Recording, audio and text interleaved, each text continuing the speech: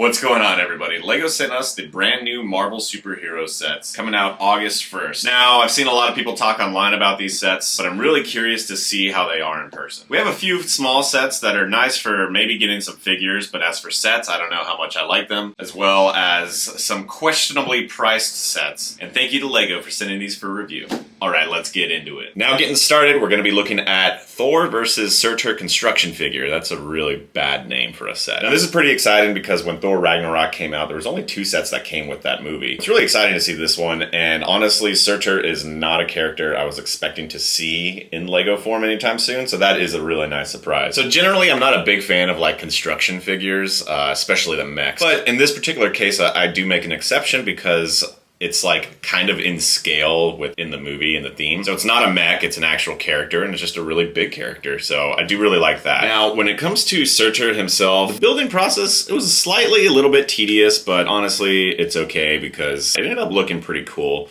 I really enjoy the printed chest pieces here. His head just looks really wild. It's a really like wild piece. I don't recall seeing it. I feel like it was like in an Eternal set maybe. But it's a really trippy looking piece. I love the giant sword he comes with, and he also comes with this chain accessory, and we'll get into that in a minute. Overall, I think it actually serves really well as Surtur. I'm very happy with it. It would be really cool if they made, what's his name? The Frost Giant from Jotunheim. I forgot his name, but it'd be funny if they made him too, because I remember in the comics it was always them two fighting it out a lot. Now, figure-wise, you're really not looking at anything too impressive, right? You get 2 of these little fire demons. They're just little black skeletons. They have a cool looking face, but it's really, nothing to write home about. And then you get Thor, and Thor's going to be looking like he does at the beginning of Ragnarok, I believe. And he's got Mjolnir with this really wicked looking thunderbolt coming off the side of it.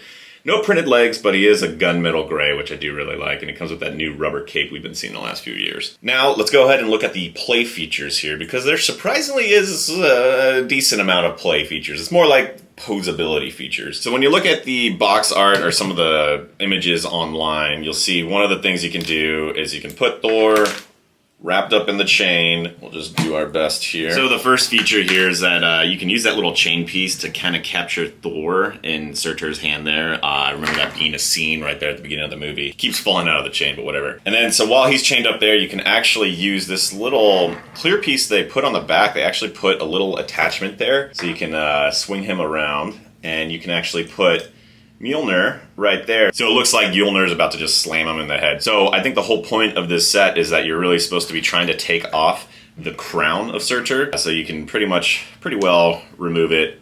It's just clipped in there. And there it is right there. So that's like the whole point of the set. And if you remember in the movie, he's able to take the crown and takes it back to Asgard and he just kind of leaves it there in his backlog. Now, that's honestly my biggest complaint about the set is like they, did this really cool printing on the head and on the chest pieces, but they just used a sticker piece for the crown, which is probably the most important part of the set, thematically. But I digress. Other options you can do is you could obviously have Thor flying on the back of Surtur, like so, and you can kind of do a pose like that. When it comes to Surtur himself, he's got some fun posability. 1, 2, 3 points of articulation on his arms, 2 points of articulation on his legs. He can do side to side, work on his core. His head turns as well, but that's really about it. So, all in all, I think it's a pretty good set. Now, the set is going to run you $30 US. At first glance, I thought, man, that's a little bit high. But given the fact that it has a little less than 250 pieces, it comes with 3 figures, I can let it slide. I think this one's okay. This is certainly not the worst offender of all the Marvel sets coming out this wave in terms of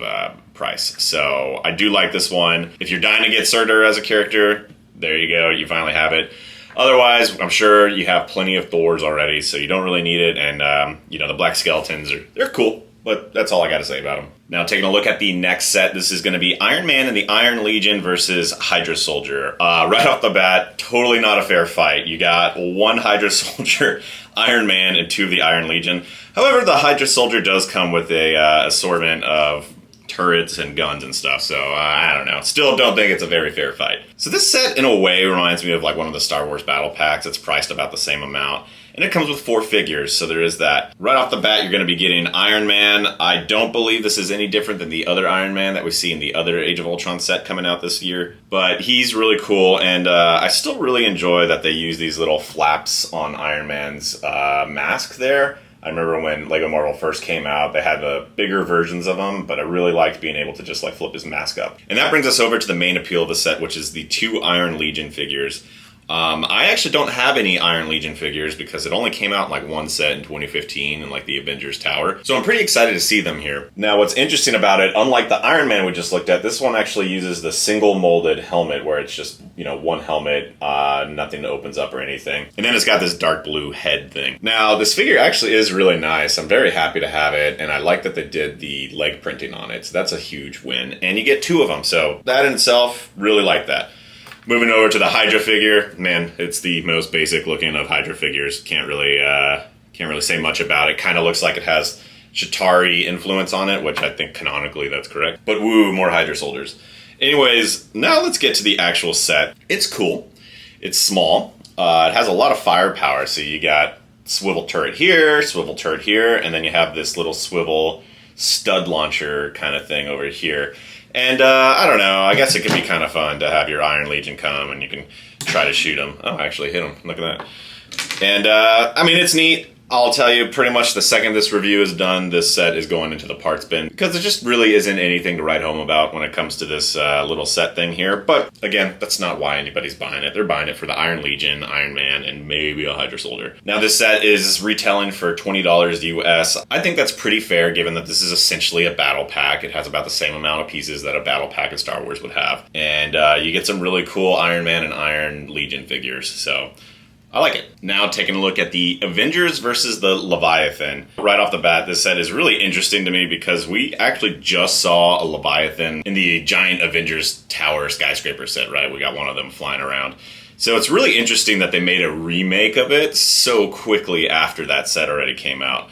But I guess that's not a bad thing, right? If you couldn't afford it or didn't want to pay that massive price, but you still really wanted a Leviathan, at least now there's a more affordable option for that. Now before we dive into the Leviathan, let's go ahead and look at the figure lineup. Now you get the Hulk, which I like getting the Hulk, and I especially like getting the Hulk without any fancy like printing on it. I know the Age of Ultron version has like some weird like circuitry printed on his pants, but I just like him here with his normal ripped cargo pants. Captain America doing his Captain America thing. You get Black Widow. I think the really nice part about Black Widow here is that you actually get the Black Widow version with the printed legs as well as the printed arms. Look at that, that's nice. Now this is kind of a shame because I really wish they would just go ahead and give Captain America at least dual molded legs. Like that's really it. Just give him some boots, you know? But I guess he'll just be running around in his pajamas. We get a Chitauri soldier. Nothing really to write home about. Kind of looks the same as every other Chitauri we've gotten recently. No printed legs or anything, but that's okay. And then we get Loki. Now Loki looks awesome. I'm very happy with this Loki figure. It comes with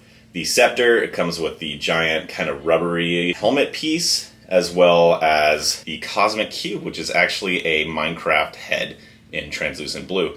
And then if we take off the helmet, you can see there's Loki, but with his little mask on for when he gets captured. And it comes with this cool green cape, which I think this is the first time I've seen it in green. I've only ever seen it in red from Thor and Doctor Strange. Now, taking a look at the Leviathan, and I'm gonna move the figures over here for a second so we can compare it to the last Leviathan we got. This is gonna be kind of an interesting comparison. At first glance, you would think they'd look pretty much identical. Like, did LEGO really just recycle the build and that's it? The answer is a little bit, but there is some differences. So right off the bat, you can tell that on the Avengers Tower version, there's only 2 wings in the front and 2 in the back. Whereas when you look at the newer one, there's actually 3 wings on each side. So 6 wings versus 4 wings, kind of interesting. You'll also notice that the Avengers Tower version can actually do a little bit more rotating in that direction, whereas the new one uses 2 mixel joints on top of each other, if you can see that there. And so you're only able to kind of make like a little snake motion with it. I don't know if that's a plus or a minus, but I do think the newer one looks a little bit cooler. So I'm gonna give it to the newer one. They use a lot of the similar techniques. You can see that it's almost the same build. When you turn it upside down, you see a little bit of a difference on it. For the most part, the new one just uses a lot of these claw pieces versus this one kind of uses this different looking finger piece, I guess. And yeah, I mean, I don't know what to say really about it. They're They're different, they're the same, but they're different. And then the other major difference here is the back. So on the Avengers Tower version, you have like this weird little, I don't know, this flap coming up, versus on the new version, it has little stud shooters on it, which is fun for playability, I guess. There's even room to put a figure right there, so I can plop Loki on there and he can surf the cosmos on his Leviathan. Fun. So what's nice is if you are a little OCD and you don't like having two versions like that are a little bit different, and say your Lego City or, you know, hovering around your Avengers Tower, I'd say that these two are close enough that I would let it slide. Nobody's gonna like notice right off the bat that they're two different versions of Leviathan. And they're the same scale and their faces are almost identical too. So I likely will be displaying both of the Leviathans around my Avengers Tower because there were multiple at the Battle of New York. So that's a good thing for anybody who was worried about that. So now taking a look at these set with all the figures in Leviathan, this is gonna run you $50 US. I think that's just a little too high. It is nice getting all these cool gold pieces, so that is a plus, but there's a lot of repeat pieces in here, which makes me think that it doesn't need to be that expensive. Figure-wise, though, I think it's pretty good value, I would have to say, for 5 figures for $50. That's like kind of on that teetering end. Overall, I think it's a pretty decent set. Not my favorite of the wave, but yeah, it's pretty fun, and if you really want a Leviathan, there you go. Okay, so now we're going to be looking at the Avengers Helicarrier set. Right off the bat, this is my least favorite set from this wave. It's disappointing in several ways.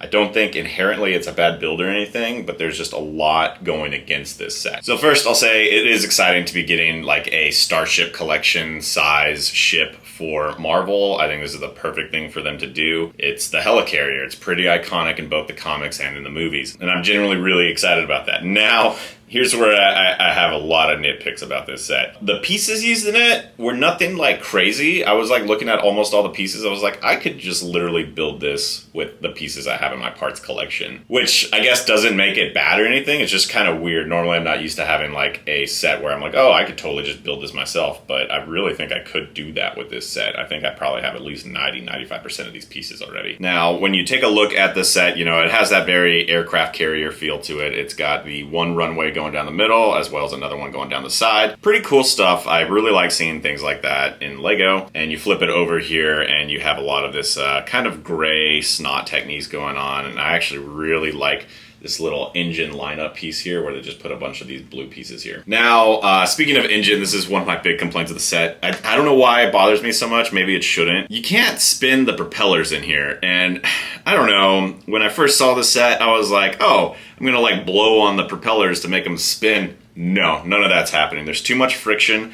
And they kind of run up against the sides of the build there too. So it's pretty much impossible to get them to spin. You can slightly rotate them like back and forth to make like a little appearance that it's, you know, moving a certain way. Even then you're kind of rubbing up on the parts when you do that. So I wouldn't recommend doing it often.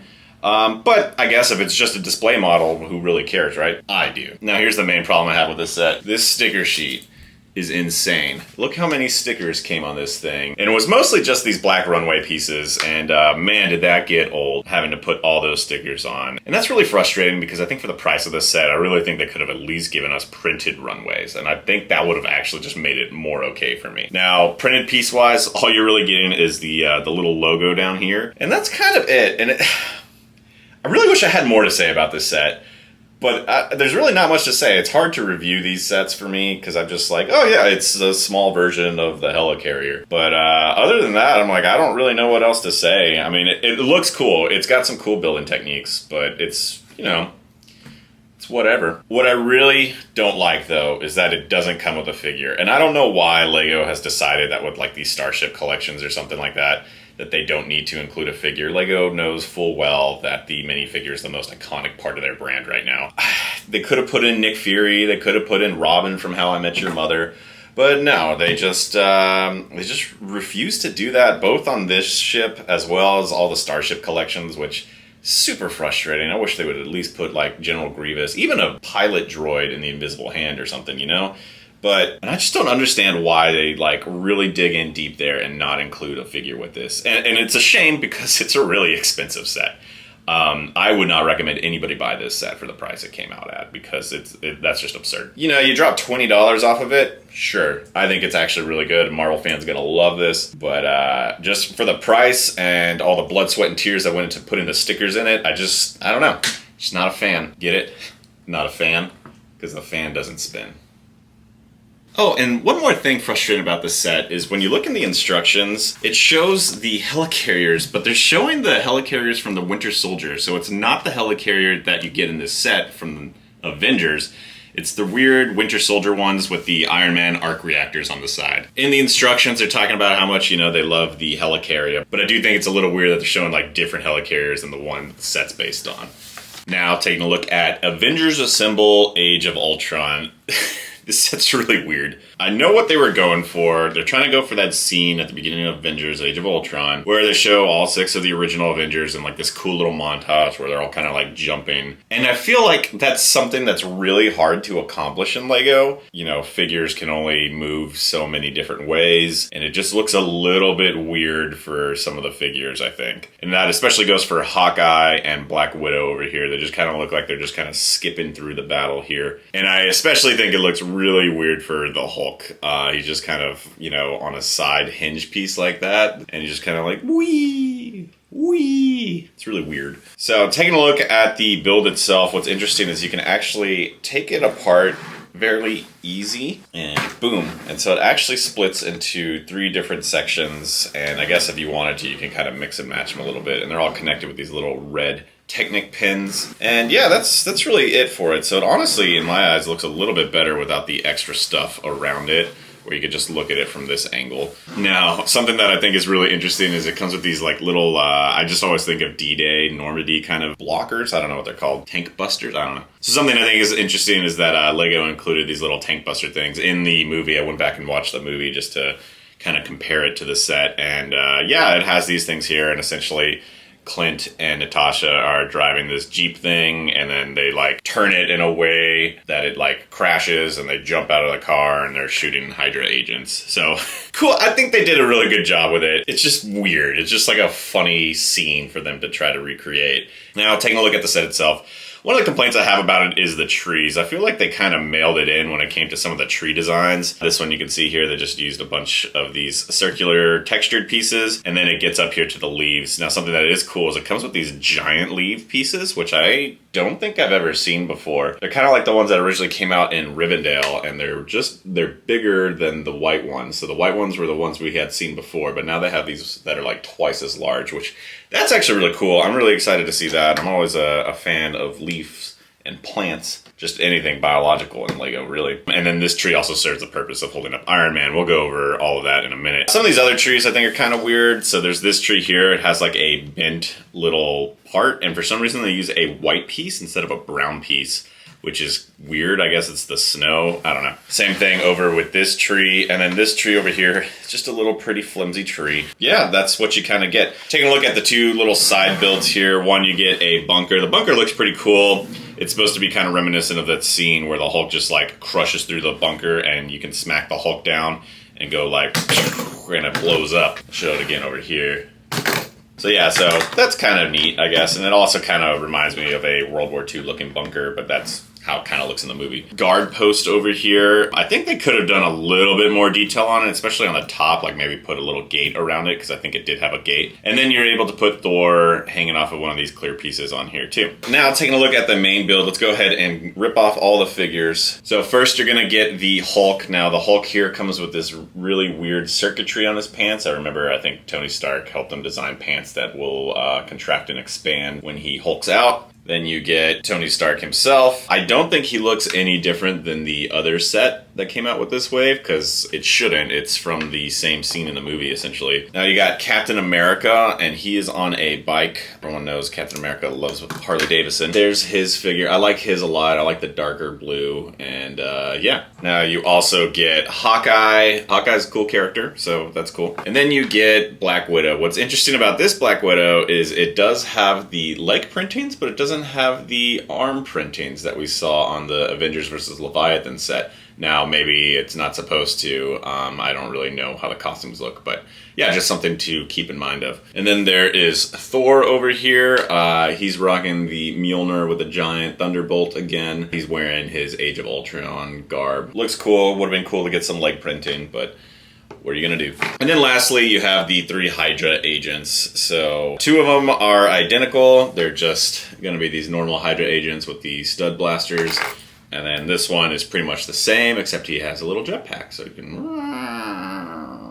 around in circles and such. Now, taking a look at the actual build, now that we removed all the figures, the car is actually pretty cool. If we take off the car there, it does work, so that's nice. It's actually really not that bad of a car, so I'm a decent fan of the car. But when you remove the car and you're just left with this, I don't know, man. It's just a different kind of Lego set than I expect. I think the idea is that this Lego set is supposed to be like a display for like an Avengers fan who has all of the, you know, get all the Avengers together. And the set does come with a lot of figures, which is nice, plus a big fig. But yeah, I just feel like, I don't know how Lego could have done this any better. Like, I felt like Lego got together and was like, okay, let's design a set based off of the scene for that 3 frames where all the Avengers are in the same shot jumping. And the Lego designer was like, bet, let's do it. And yeah, we got this. Can't say it's bad. I can't say I love it. I think it's neat. I'm glad that there's a way that someone could get all 6 Avengers at once. But I think this set's going to go right in the parts bin for me. Now, taking a look at probably one of the best sets of the wave, if not one of the best sets from LEGO Marvel, the Dancing Groot. Okay, I think when this set came out, Emily and I were just very excited because I love this like meta botanicals thing that LEGO does. If you're not familiar, the botanical line of LEGO is, I'm pretty sure, the highest selling like theme from LEGO. And it started to bleed into other themes. So we saw in the Disney princess sets, we have kind of these botanical sets with flowers and stuff for some of the princesses. In Harry Potter, we saw them make a mandrake, which is also, you know, kind of a quasi-botanical set. And then now we can see we have Dancing Groot as a botanical set. And honestly, this set is like 10 years overdue, but I am so thankful we have it. Look at that. It's so cool.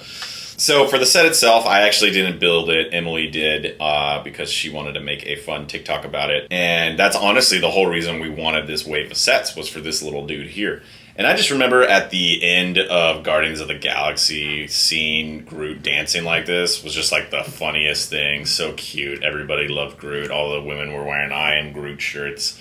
And it's weird that it's Vin Diesel. He got paid so much to just say I am Groot. Isn't that kind of funny? So taking a look at the set, you can see it comes in this white pot. It's got some good techniques to kind of smooth it out all over. And internally there's a little gear that you can spin this. It spins some differentials and essentially gets him grooving and moving.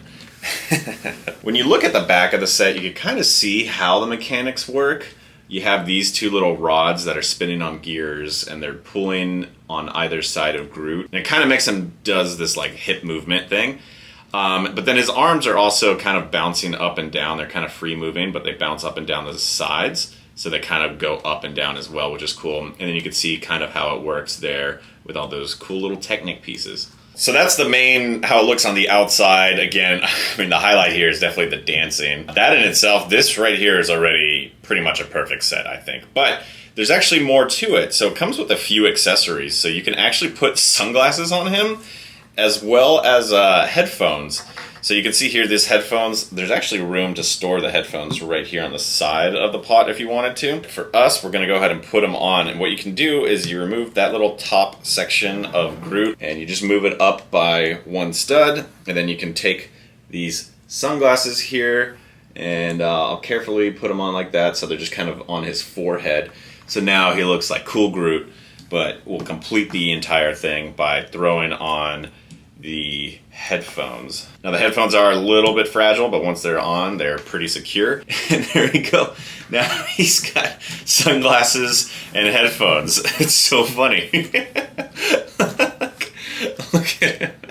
It's just really cute. How could anyone dislike this? And then another bonus feature is, if you see here on the front, you have the I Am Groot sticker. You can actually open the side of the hatch, and there's plenty of room in there.